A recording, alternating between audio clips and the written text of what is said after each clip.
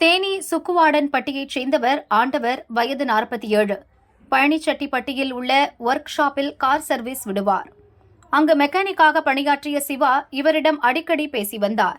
ஆண்டவர் கடவுள் நம்பிக்கை அதிகம் உள்ளவர் என்பதை சிவா அறிந்து கொண்டார். எனக்கு தெரிந்தவர்களிடம் பேசும் சாமி சிலை, மரகத கற்கள் இருக்கிறது.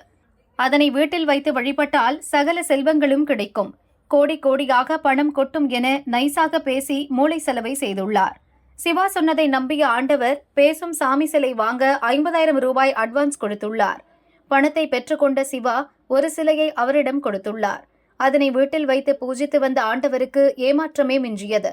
பேசும் என கூறி விற்கப்பட்ட சாமி சிலை பேசவில்லை. தான் ஏமாற்றப்பட்டதை உணர்ந்த ஆண்டவர் போலீசில் புகார் கொடுத்தார். மதுரையைச் சேர்ந்த தங்கமணி, சம்பழகு, சூரிய பிரகாஷ், விருதுநகர் பாலமுருகன், அறந்தாங்கி ரவிச்சந்திரன், மெக்கானிக் சிவா ஆகிய 6 பேர் கைது செய்யப்பட்டனர்.